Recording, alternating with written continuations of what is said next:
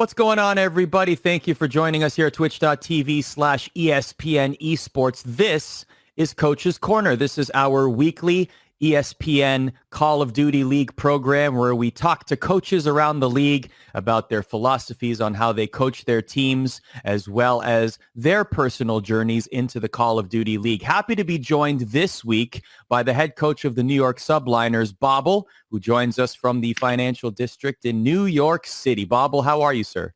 I'm doing great. It's a lovely Monday morning. Well, I guess afternoon now, but morning for us gamers. Really good to be on the show. We both just woke up, yeah. Good to be on the show. I've seen some of the episodes in the past, and I'm really happy to be joining you here this afternoon.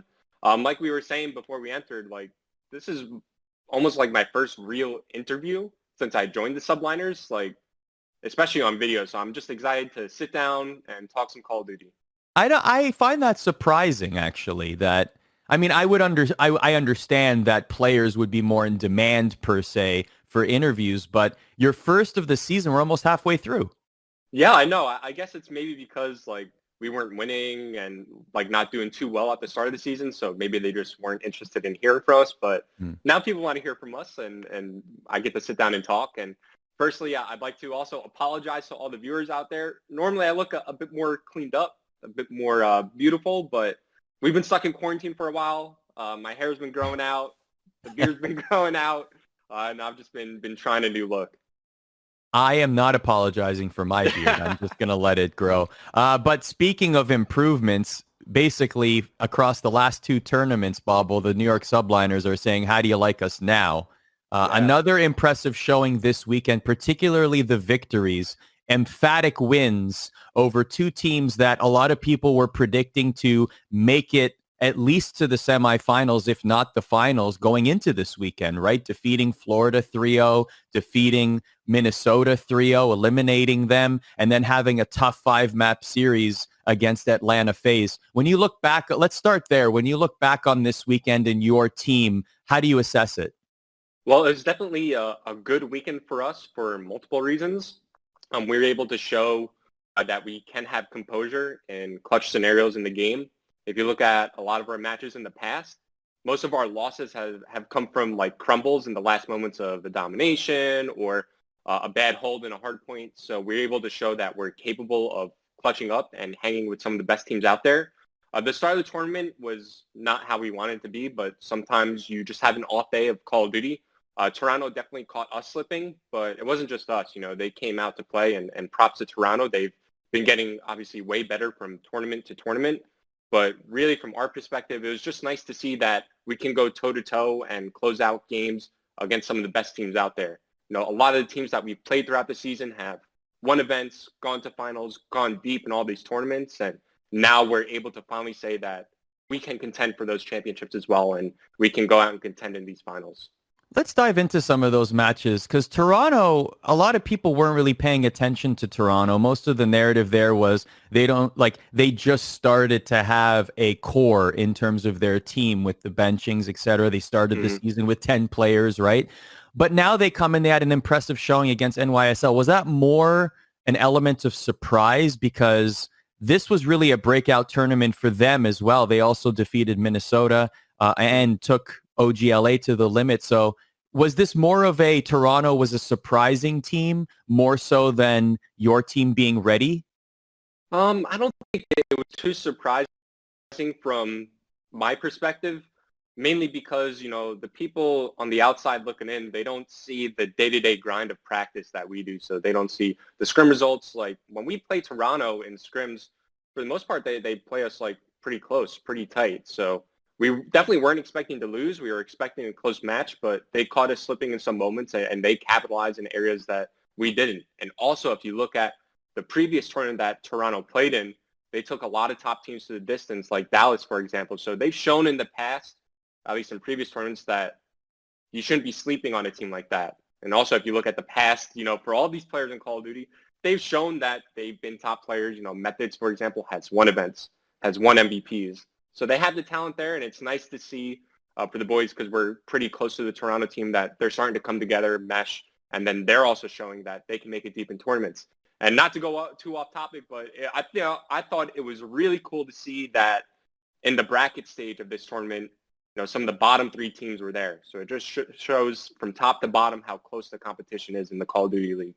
Yeah, so more generally this weekend, it really felt like a big thing that people say is, this is the most competitive we've ever seen Call of Duty, just because of the amount of teams. There are less teams in this league, and every team is competitive. And I felt like this was the weekend that you can point to for that example, right? There were so many breakout teams that really leveled up this weekend. Did you guys walk away feeling the same way? Oh, yeah, absolutely. We know there's no such thing as free wins in the Call of Duty League. Sometimes it's a day-to-day game. Everybody is capable of upsetting another team, depending on how they come out and play on that on that day. And in the past, the tournament format has been a bit more open, where you also have the amateur teams breaking into the pool play. So there's been a lot more volume of games in the past than it is now. And I think players are starting to adjust to the new format where, you just come and you play one match on that day, and that's it. In the past, they've had larger volumes of games. They're playing multiple games in one day, so you have a chance to catch fire and get into a rhythm and adjust to some mistakes you were making earlier in the tournament. It felt like a lot of your maps across multiple teams were very close. Looking at some of the scores, like they were really tight games. Like, does that speak to this team developing that clutch gene, or just being able to stay calm throughout an entire map and not letting the pressure get to them? Yeah, I definitely think it's part of that, and also just the way this game is designed. From hard point to hard point, like the holds are easier than in past games. It's a bit harder to break some setups, so that's why you see teams sometimes they trade 60 to 60 when it comes to hill time. So you see a lot more close games in this particular version of Call of Duty than in past games because of that. But also, like in Search and Destroy, like we're clutching up in our round 11s. We're coming back from big deficits. So that's clearly proof of us developing, more of that clutch gene, like you're saying, and showing that we can stay composed in key moments of the game. Looking at the stats, Mack had another great tournament, right? And I'm actually curious because it's one thing for me to look at the stats and be impressed by them, but it's another thing for you as the head coach. When you're assessing your team, even when you're looking at the numbers, what are you looking at? Like, what impresses you, or what are some of the stats that you specifically hone in on to make assessments of your players? Well, look, to be honest, I don't really look at the numbers all too much. Whenever I'm trying to assess how good a player is or how somebody's impacting the map, you look at the way they move around the map, the routes they take. If you're playing the game properly and you're playing in a structured manner, the kills are going to come easily to you, right? So that's one of the last things I look at. Now, obviously, if somebody's dropping like a 0.3, a 0.5, up to like a 0.8, that's obviously an issue. But for the most part, these guys are professional players. They know how to shoot straight. They know how to get kills. So it's more so, how are you maneuvering around the map, and how do you create consistent situations that you're finding yourself in? If you can get that down pat, then you can master those specific situations, and you'll find yourself becoming a good team. Let's talk about Mack and his integration into the team. I mean, many teams around the league have made changes. NYSL made a change recently with Mack. He had a great first tournament. Here he is continuing that momentum. Take me back to when he joined the team. Like, as the head coach, what are some of the things that you're thinking about? How are you integrating Mack into the squad? What were the initial reactions? Take me into all of that. Yeah, sure. So us as a management team, when we were looking for a player to fill in the 5th spot between our core 4, we wanted to go after an up-and-coming player. We have a lot of veteran players on our team, guys who have been around the block. So we wanted to put somebody on the team that would kind of help the core 4, almost like force them to come together, because that was a big problem for us earlier in the year, just getting these 4 together and playing and acting as a team. So when we were looking at guys out there, we were assessing the amateur scene, and Mack was a guy who was quick on our radar. The way these guys break into the scene is, they go to the Path to Pro tournaments, they perform well, and in Mack's case, he got second at the Minnesota launch weekend. So right away, his whole team was on our radar, and we were looking at him. Plus, there's a lot of word of mouth coming around from the scene. Former pro players who are now competing in the Path to Pro system, they're telling us, they're letting us know, like, wow, this guy has talent, he has potential, like, he's playing well. So we took all those things into consideration, and we felt like Mack was the one to go after. and now it's paying off for us in dividends. The guy's unreal. He has so much potential, and it seems like every day we play with him, he's learning something new. He's like a sponge. He's constantly absorbing information, and plus his gun skill is just out of this world. Like every time he squares up in a 1v1 engagement, he has a high % of winning.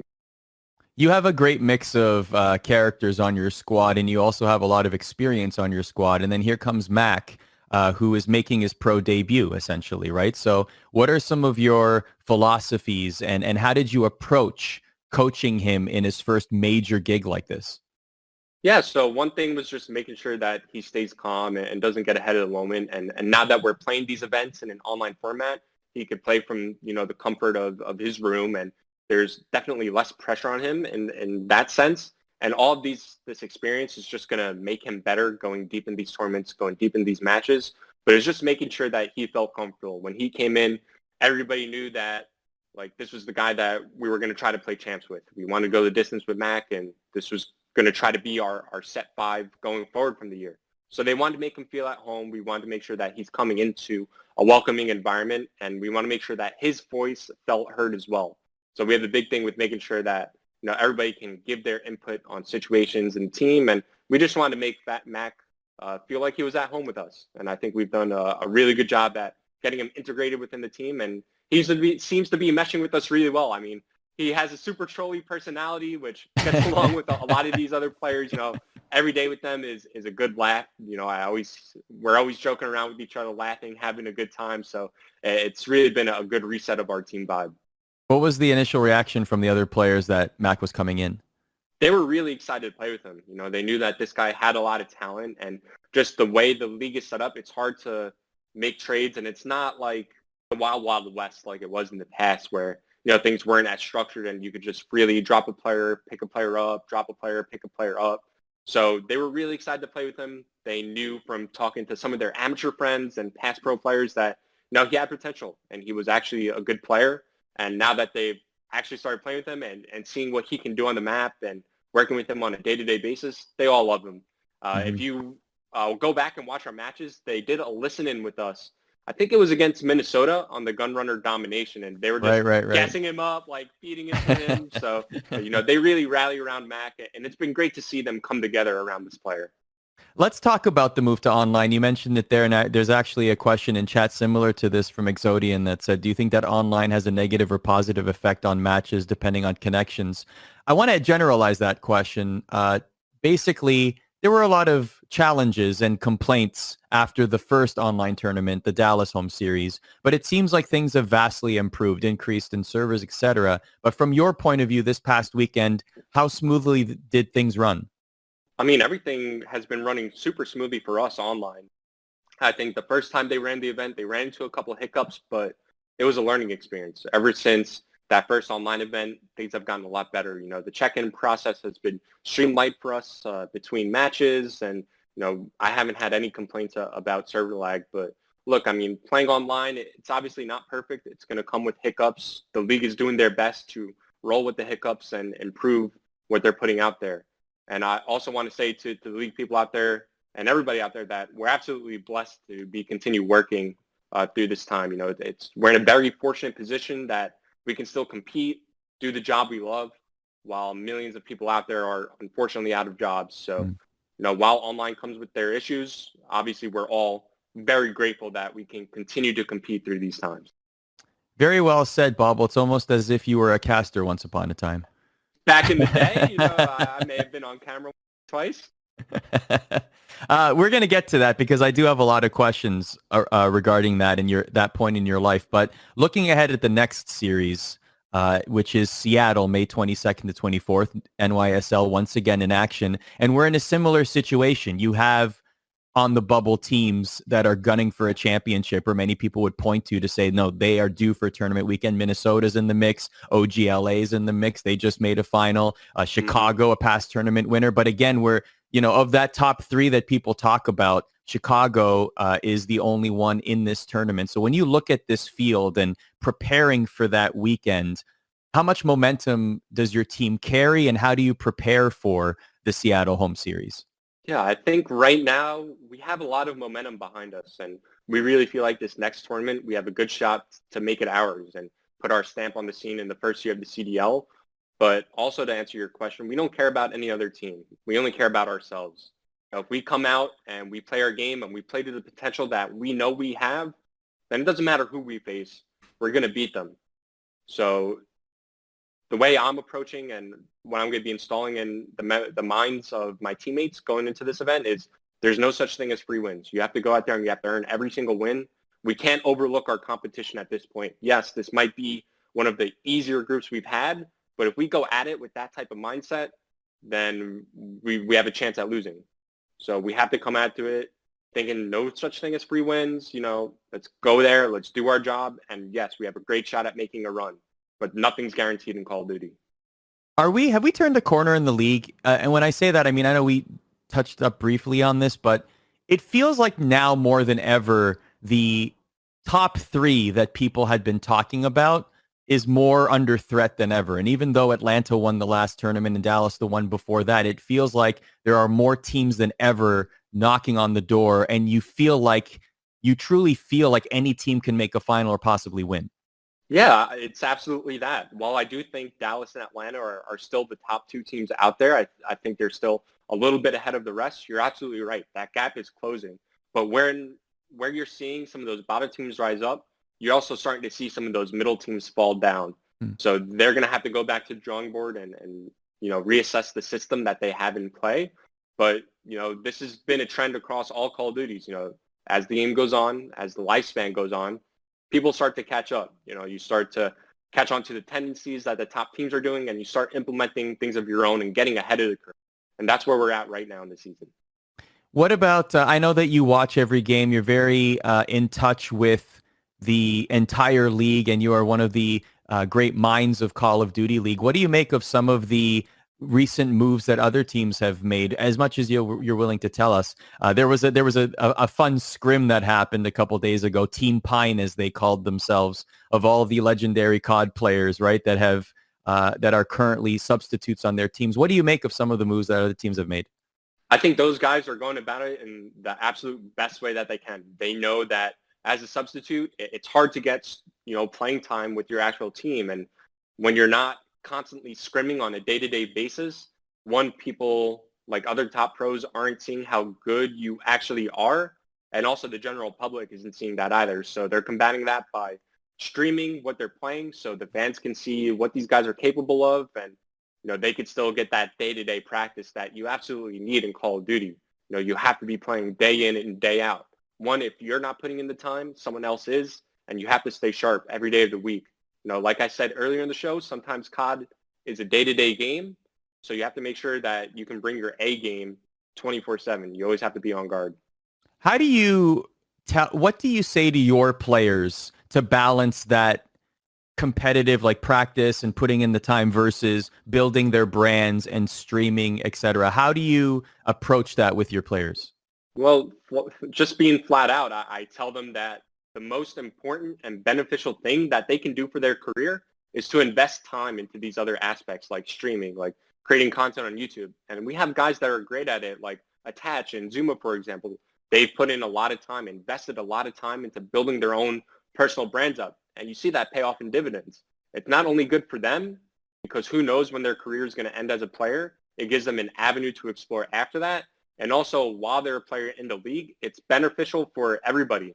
As they grow their own personal brands, that translates to the team brand, which translates to the league as well.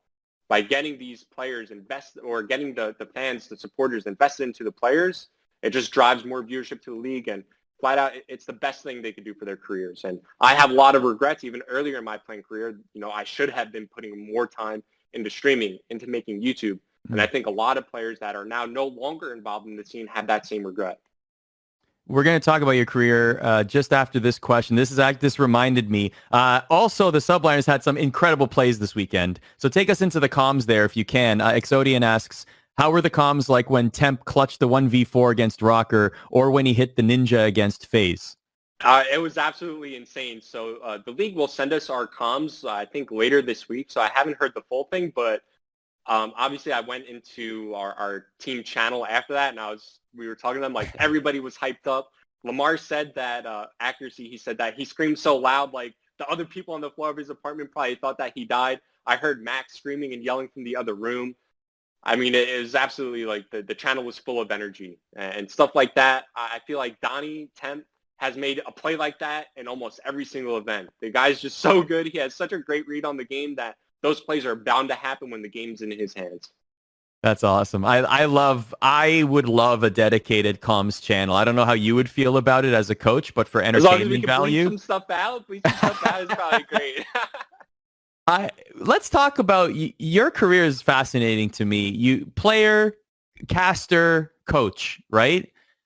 I mean, caster and coach definitely comes later in people's careers after their playing careers are over. But like, how much had you been thinking about both of those as you were playing as viable long-term career options for you? I was definitely thinking about casting way more than I was about coaching. There was a time in Call of Duty where coaches were banned from going up on stage, so a lot of teams just didn't make that investment, and coaches weren't always a thing. It was really last year where all teams really started getting a coach on the team.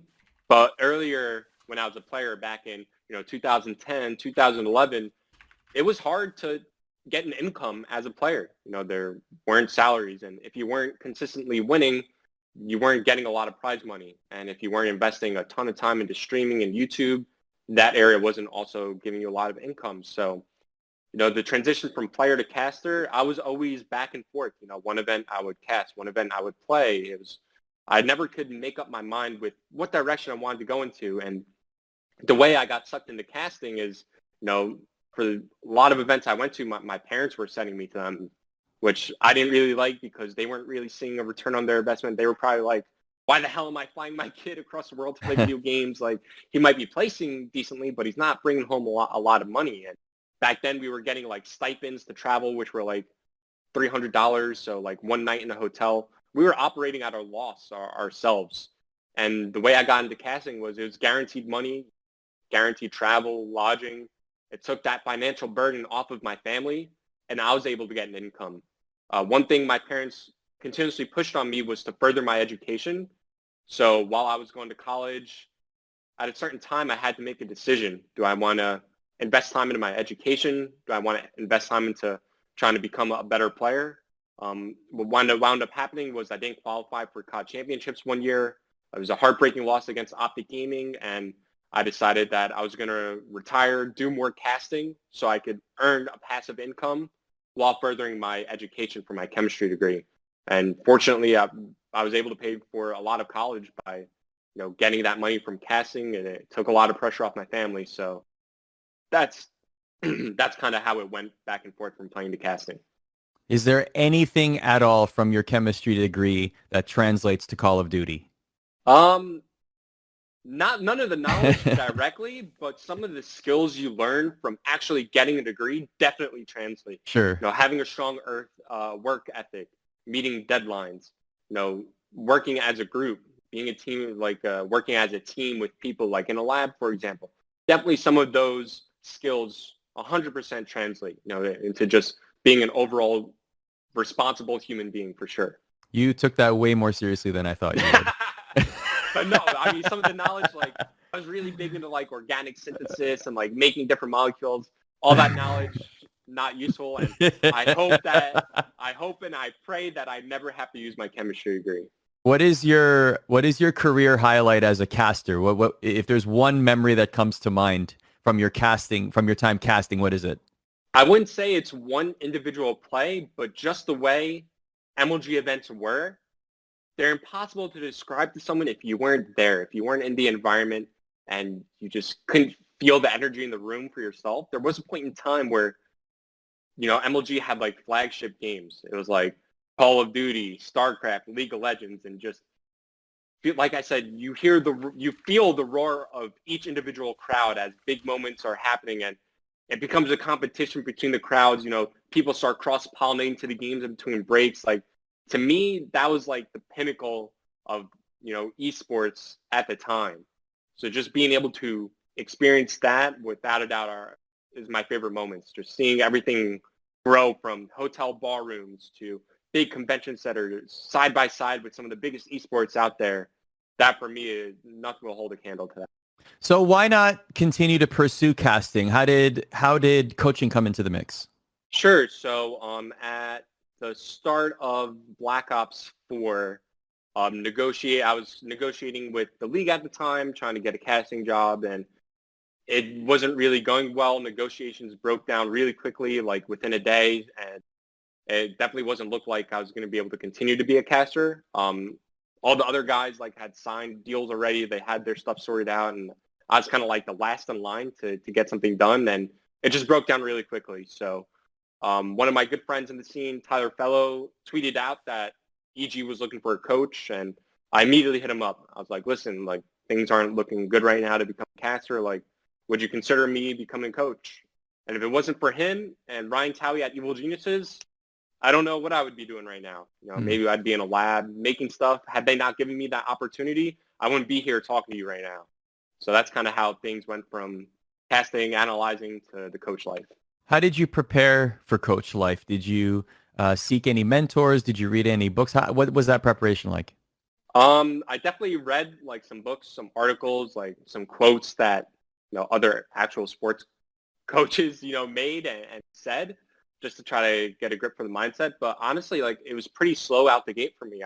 It's been so long since I was in an actual team environment that I kind of forgot like how things operated. So it took some time for me to find my voice within a team. And it was especially tough because we had a really good start to Vegas. We got 8th place there. We qualified for the league. But once we got into the league, like things started to fall apart. Like we weren't winning games, and kind of like how my New York team is going through right now. Like we just went through some challenges and adversities that took us a little bit to get over. So now I'm starting to really find my rhythm. I feel like I have a voice with the group of people I'm with. And most of the time they listen to what I'm saying, and they take my input into account. So it's definitely slow for me off the gates, but I'll tell you what, man, like there's no more nervous I get than being a coach now. Like even when I was a player going through these moments myself, I never got as nervous as I am coaching now. And I wouldn't trade this job for the world. I absolutely love it. It's so much fun being in a team environment and working for a team and getting to work with our players day in and day out. It's such an enjoyable experience. I was going to ask, compare the anxieties or the thrills of all three jobs. Is there, do they compare? Yeah, absolutely they compare. So as a player, you're in control of everything. You're in the moment. You're having an impact on the play. So it was more calm in that sense for me because I always knew what was going on, how things were going to go based on how the game was flowing. As a caster, the thrill was like none other because you're always calling the action. You're always in the hype moment. Like you don't necessarily care who wins or who loses. You have good moments. You have good games. And that just adds to the excitement as a job. Whereas as a coach, you don't really have control over anything as the match is going on. All those decisions are now in the players' hands. I can't talk to them while they're playing. I can't, hear their comms while they're playing. So you're just in the dark, no control. And I'm not sure if you've seen any of the little clips or videos out there, but, there are clips of me coaching the team, like I'm watching them play, like in between maps, and I'm just like talking at a TV screen, talking at a monitor. Oh my God, guys, please do this. Oh my God, guys, please do that. Oh my God, we're winning. So you really go through the highs and lows as a coach like no other. Talk to me about how a job as a caster can prepare you for a job as a coach. Recently, across multiple esports, particularly League of Legends, we've seen some prominent casters move into coaching roles. And I'm wondering, are those skills transferable, or more generally, are casters good candidates to be in those coaching positions? And you can answer this in Call of Duty specifically, or just even esports in general. What do you think? Sure. I also have another great example for you. Yanko, YNK from Counter-Strike. He was a famous analyst. Now he coaches FaZe Clan as well. I think being an analyst definitely helps because, your job is to watch. So whenever you're just getting all of that information on a daily basis, like you're constantly watching the teams play, and you can start to pick up things, at least for specific titles. I would say me being a pro player in the past prepared me way more than being a caster because you're actually going through the motions yourself, and there are different things you learn about Call of Duty when you play it, and also when you watch it. There are different things you pick up on. I would say both definitely had a positive impact on my coaching ability, and it was important for me to get those experiences in both playing and casting. I think it definitely created more well-rounded skills for me, but I would think being a pro player would have more of an impact because it also means the guys you're coaching, like they know that you're going down a similar path they went down. Maybe your path got cut shorter or it started earlier than theirs did, but you were a pro player just like they were, so they're more inclined to listen and respect what you're saying to them. I feel like there's sort of a clout element there too. I wonder how people view a move like that for a caster that has been like a caster for their entire career and then they move to a position like coach. I feel like the player to coach transition is a lot more accepted, and maybe the caster to coach transition might be a little bit more scrutinized if they don't have that player background. Is that fair Yeah, to say? definitely fair to say, and I could speak onto my experience a little bit more. While I was an analyst, like I would constantly talk to the players about the game. Be like, hey, like, why does this happen? Like, I saw you do this. Like, how come you did that? And I guess, they all liked the way I talked about the game on broadcast. So it was more easier for them to accept the fact, like, if an analyst is, really talking about the game in a logical and methodical way, then definitely players are going to be more attuned to accepting, the criticism they have of them. Last question for you comes from chat. This is more an advice question. This one comes from I am Luna 7IC. Tips on how to be a better in-game leader. What do you got for us? Tips on being a better in-game leader, I would say know who you're talking to. Different people kind of take in information in different ways. Just like when you're going through school, you have different learners, visual learners, audio learners.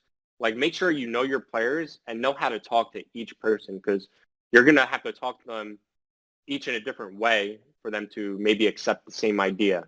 So one, know who you talk to, and two, watch as much as you can, not only of your own gameplay, but of other teams' gameplay. If you're struggling on a specific area in the game and you know that there's a team out there that usually excels in that situation, don't be afraid to go look at what they do and incorporate some of that into your own gameplay. Like, especially when it comes to a game mode like Hardpoint, I think for the most part, you see a lot of teams, they try to play in the same manner. That's for a reason, because they feel that's the best way to play. So look at what other teams are doing, incorporate that into your gameplay, and make sure you're getting that point across in a healthy and constructive manner.